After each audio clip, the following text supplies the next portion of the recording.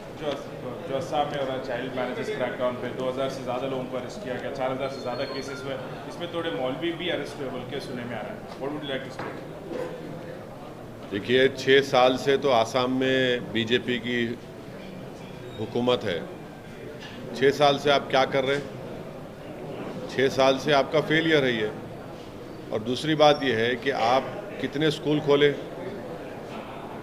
आप स्कूल ही नहीं खोलते। आप मदरसों को तोड़कर, या तो इलीगल बोल के तोड़ देते उसको, या मदरसों को स्कूल बनाए। आप कितने नए स्कूल्स बनाए? इम्पॉर्टेंट ये मसला है। और 4000 केसेस आप बुक कर रहे, अब सीएम बोल रहे 8000 केसेस। अच्छा, जिसको आप जेल को भिजा रहे, वो जो शादी हो गई उसका कौन देखभाल करेंगे? सीएम करेंगे क्या? उनका देखभाल कौन करेगा? उस बच्ची का देखभाल कौन करेगा? शादी तो ख़त्म नहीं होती, वो शादी तो रहेंगी। उनका देखभाल कौन करेंगे? स्टेट करेंगे क्या? 6 साल से आपकी सरकार है। फेलियर ऑफ द स्टेट है ये। ऊपर से आप और एक उन पे मुश्किलात के पहाड़ उन पे आप डाल दे रहे पूरा।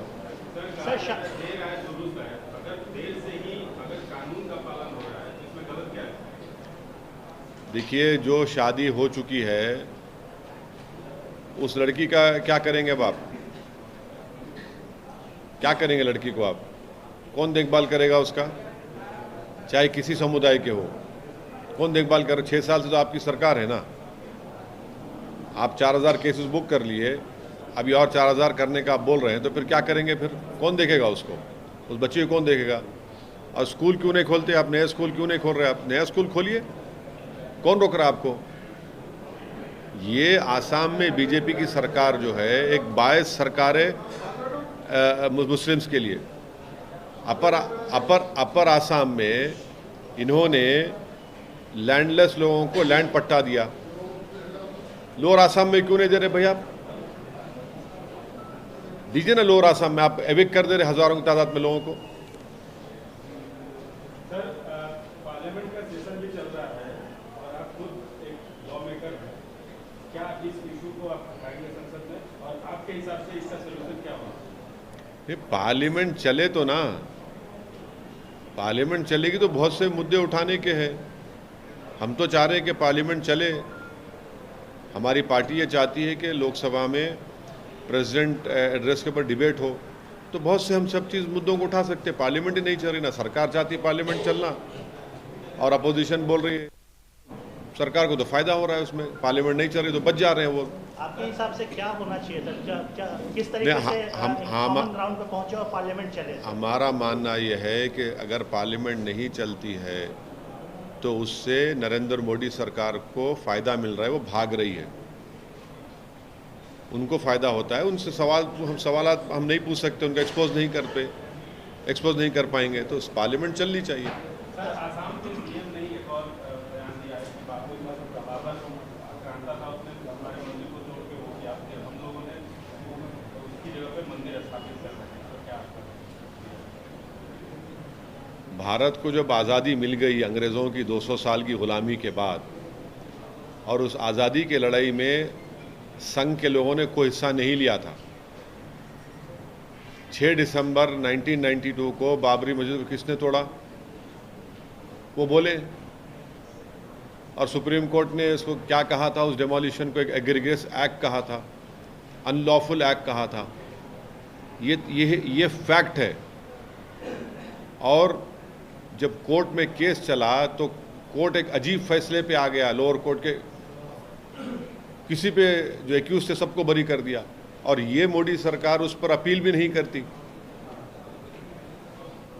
6 दिसंबर 1992 को सुप्रीम कोर्ट को जाकर इन्होंने कहा था कि हम हाथ नहीं लगाएंगे मस्जिद को।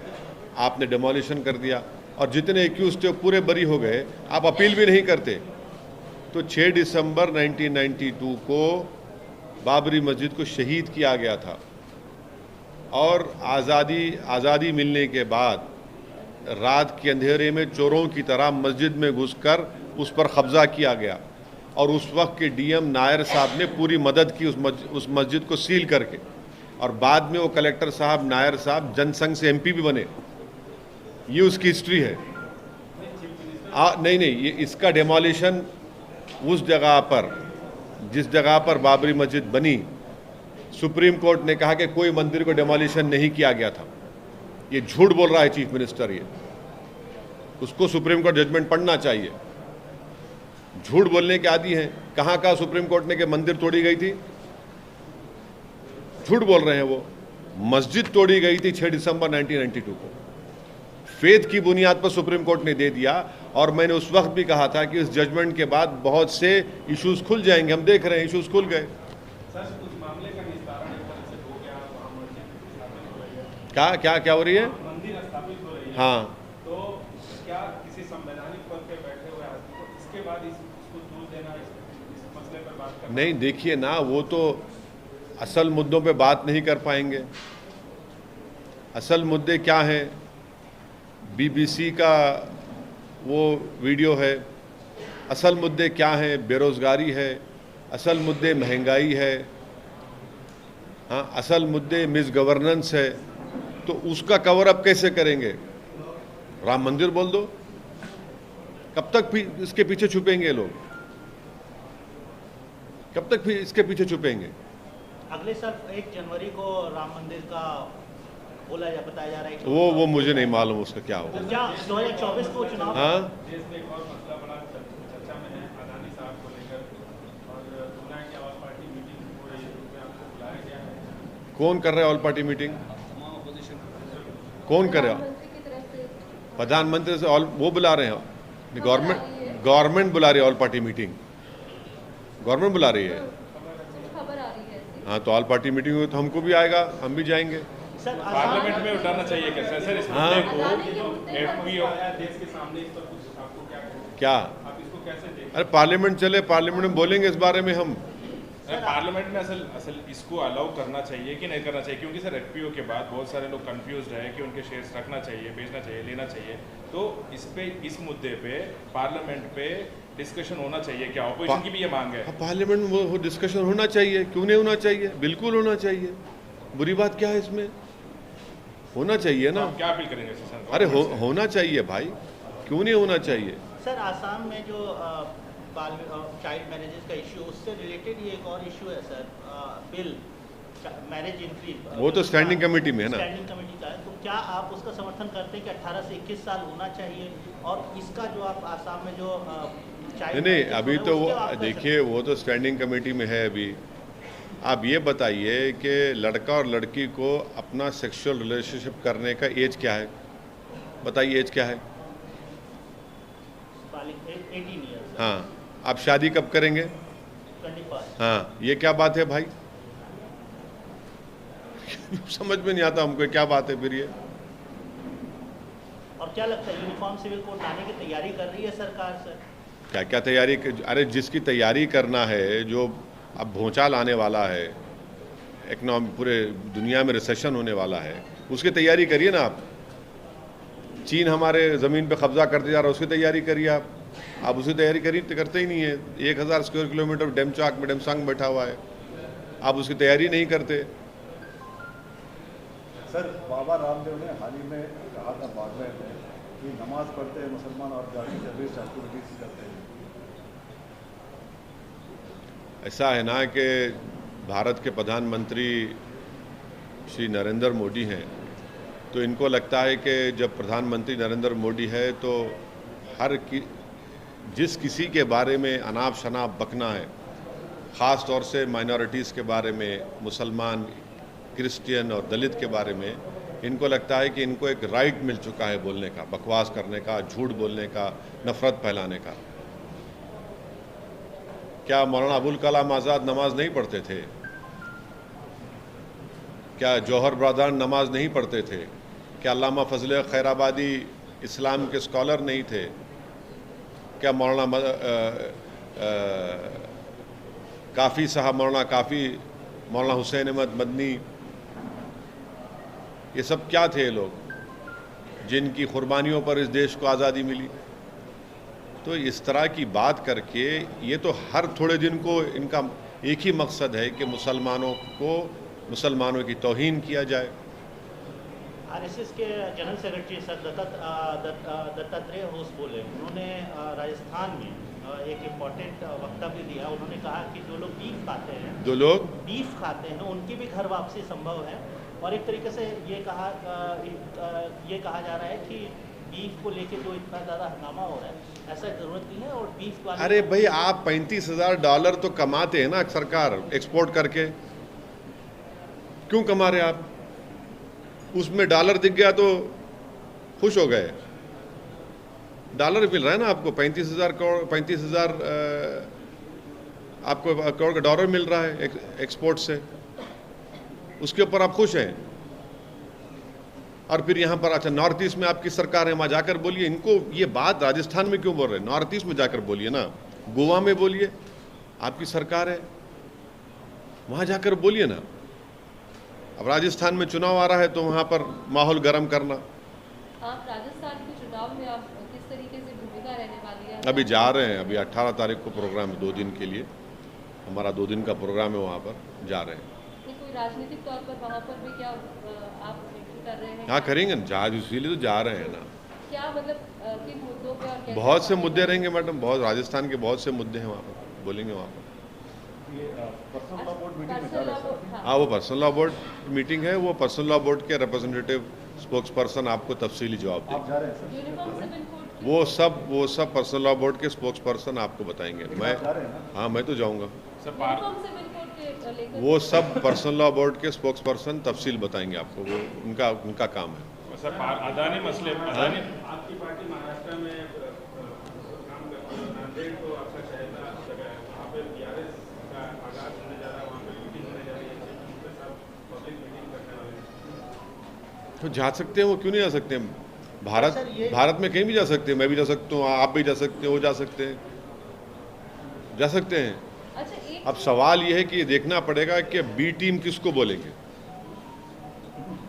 ये देखना पड़ेगा। क्योंकि अब ये जो ठेकेदार हैं, चौधरी लोग हैं, एक तो नेशनलिज्म के चौधरी हैं संघ बीजेपी वाले, और एक सेकुलरिज्म के चौधरी है तमाम सेकुलर पार्टीज वाले। अब ये लोग क्या बोलेंगे? अभी बराबर जा सकते हैं, उन्होंने अपनी पार्टी बनाई है, नाम बदल दिया है, बिल्कुल वो कहीं भी जा सकते हैं। पार्टी है सर, तेलंगाना में 17 तारीख को इवेंट हो रहा है, आपको इनवाइट नहीं किया गया। का इनवाइट? नई सेक्रेटेरिएट का इनॉग्रेशन, इससे पहले खम्मम में मीटिंग होते, वहाँ आपको इनवाइट नहीं, उनके पार्टी की मीटिंग में मैं क्यों जाऊंगा? नहीं, उनमें वहाँ डीएमके को बुलाया जा रहा है, जेएमएम को बुलाया जा रहा है, सपा को बुलाया जा रहा है, जेडीयू को बुलाया जा रहा है। नहीं, आजू की पार्टी को नहीं बुलाया जा रहा। नहीं सुनिए, नहीं, उनकी पार्टी का फंक्शन है, वो जिसको चाहे बुलाए ना बुलाए, उससे हमको क्या करना है? आपसे जब आप बोलते नहीं, अरे सुनिए ना, पार्टी का फंक्शन है, वो जिसको चाहते बुलाए ना बुलाए, हमको क्या करना है? मुकम्मल कर दीजिए बात को। सेक्रेटेरिएट का जो इनॉग्रेशन हो रहा है, हम मुबारकबाद देते हैं, माशाल्लाह से ताजमहल से ऊंची इमारत बनाई है हमारे चीफ मिनिस्टर ने। हम इतना ही कहेंगे कि उस सेक्रेटेरिएट के दामन में वो 2 मस्जिदें जिनको डिमोलिश किया गया था, हमारा एक ही रिक्वेस्ट है कि उस मस्जिदों को भी खोल दिया जाए। और चीफ मिनिस्टर ने वादा किया है, गवर्नमेंट ने वादा किया है, हाई कोर्ट में गवर्नमेंट ने एफिडेविट दिया कि वो मस्जिद बन रही है। तो हम उम्मीद यही करेंगे कि माशाल्लाह तेलंगाना स्टेट बल्कि पूरे इंडिया के लिए एक बहुत बड़ा एक एजाज़ की बात है कि इतना बड़ा सेक्रेटेरिएट बन रहा है। और उसमें हम ये उम्मीद करते हैं कि उन 2 मसाजिद को भी जो उस कंस्ट्रक्शन में डिमोलिश कर दिया गया था, उसको दोबारा बनेंगी और वहाँ पर नमाज शुरू होगी।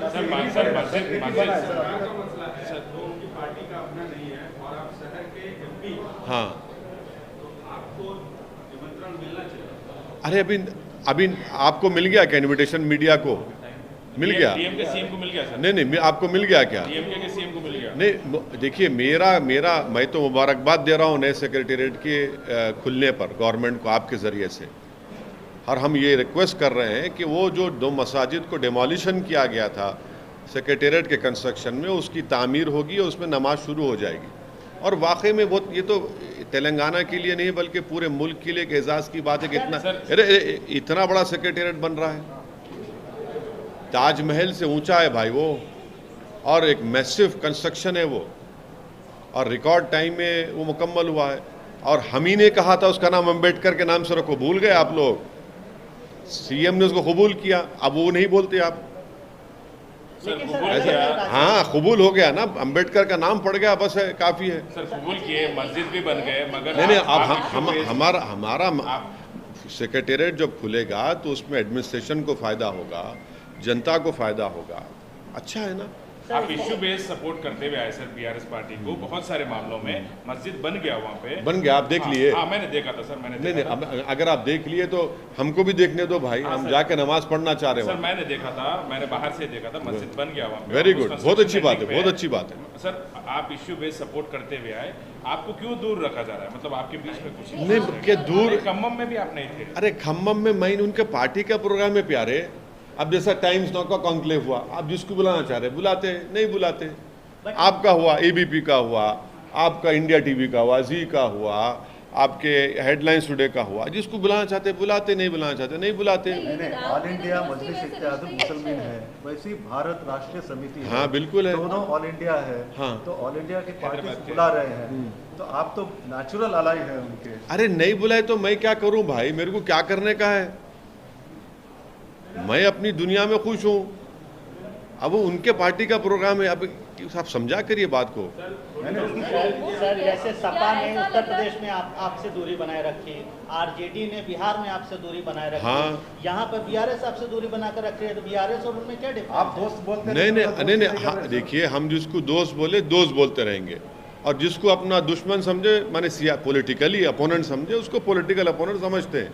और हम लोग क्लियर कट हैं, बीच में नहीं चलते हम लोग। दोस्त है। अच्छा नहीं, अगर जिसको दोस्त बोले दोस्त है। दोस्त हैं। तो बीआरएस दोस्त है सर। नहीं अब हमारे अब उसकी वही बोलेंगे, और क्या बोलेंगे। वो उनके प्रोग्राम में जिस किसी को बुलाना चाह रहे, वो प्रेरोगेटिव है उनका, हमारा प्रेरोगेटिव नहीं है। सरकारी प्रोग्राम है सर, अरे भाई किसी को बुला ले वो, आप सांसद हैं। भाई अगर आता है नहीं आता अलग बात है, बट उनका प्रेरोगेटिव है, वो बुलाएं बराबर, उनका इख्तियार है, उनका अथॉरिटी है, उनको राइट है बुलाने का। सर ये एक तरफा दोस्ती तो नहीं हुई कहीं? हाँ आपकी पार्टी की राष्ट्रीय कार्यकारिणी की बैठक होनी, उसके बारे में क्या शेड्यूल है? मुंबई में क्या एजेंडा? हाँ, वो 2 दिन का है पूरा शेड्यूल, इंशाल्लाह ताला। इम्तियाज़ जलील साहब हमारे एमपी जो हैं, वो पूरा शेड्यूल बना के आपको एक 3-4 दिन में मीडिया को दे देंगे। मोटा मोटी बता दीजिए सर कब हो रहा है? और नहीं मोटा वो तो 25-26 तारीख को तो ऐलान हो चुका है। उसमें पूरे हमारे जितने एमएलएज हैं, जो भी इलेक्टेड मेंबर्स हैं पूरे, वो आएंगे, और स्टेट प्रेसिडेंट्स रहेंगे, डिस्ट्रिक्ट प्रेसिडेंट्स रहेंगे, सब बैठ के, और हमारी सोशल मीडिया की टीम भी होगी, सब बैठ के बात करेंगे। एजेंडा पूरा एजेंडा रहेगा, बनाएंगे, बना के इम्तियाज़ जलील साहब देंगे आप। कर्नाटक में बीआरएस चुनाव हो रहा है साहब सर। से तो एक तरफा दोस्ती तो नहीं है कि वो तो आपको मतलब किसी भी इसमें नहीं बुला रहे हैं, जबकि बाकी पार्टियों के साथ बातचीत होती है। ये बाकी कैसी पार्टी- दोस्ती है सर? ये एक तरफा दोस्ती तो नहीं हो रही कि आप दोस्ती कर रहे हैं और वो दोस्ती के लिए तैयार नहीं है? एक तरफा भी नहीं मेरे को नहीं मालूम, मगर इस बारे में मैं नहीं बोल सकता। मेरे तरफ से मैं जो कहना मैं कह चुका हूँ। नहीं, आपकी तरफ से दोस्ती है? नहीं आप देखिए, सियासत है ये, सियासत है ये। और कोई प्रोग्राम कर रहा है चीफ मिनिस्टर, उनका राइट है, वो किसी को बुला सकते हैं। भाई मेट्रो का इनॉग्रेशन हुआ तो नरेंद्र मोदी आए थे ना, मैं नहीं था जब आप लोगों को तकलीफ में ये पूछने की, अरे आप नहीं गए। मेरे कॉन्स्टिट्यूंसी में इनॉग्रेशन मैं नहीं गया, बुलाते हो जिसको चाहे बुलाते हो, उनका राइट है, मैं क्या करूं। जब टीआरएस थे सर, अभी बीआरएस है। हाँ नहीं वो देखिए, चीफ मिनिस्टर किसी को भी बुला सकते हैं, गवर्नमेंट उनका प्रेरोगेटिव है, उनका इख्तियार है, बुलाएं वो। तेलंगाना में नहीं, चुनाव होने ऐसे वाले हैं सर, चीफ क्या मिनिस्टर रहेगा? नहीं बोल रहे, हम जा- BRS पार्टी क्या का- है स्ट्रेटजी तेलंगाना के चुनाव के जे- लिए? कर्नाटक के लिए क्या नहीं, स्ट्रेटजी? तेलंगाना लड़ेंगे, जीतेंगे। कितनी सीटों पे लड़ेंगे? अरे 7 से बाहर जाएंगे, 7 ही पे लड़ेंगे। नहीं आप जल्दी कहीं को है, आप क्यों इतनी जल्दी है? आपका ये फिक्र कहा जाता है कि नहीं। यहाँ से एमआईएम निकली है, बाहर की सीटों पे हमने, बाहर के राज्यों में आपने पहले डिक्लेयर किया है। यहाँ पे तो इंशाल्लाह सही वक्त पे सही फैसला लिया जाएगा। कर्नाटक के लिए क्या है स्ट्रेटजी है? कर्नाटक में लड़ेंगे, जेडीयू के साथ जाएंगे, कोई बातचीत हो रही है? नहीं कुछ भी नहीं, कोई बातचीत नहीं, जेडीएस के साथ कोई बातचीत नहीं उससे। अकेले लड़ेंगे?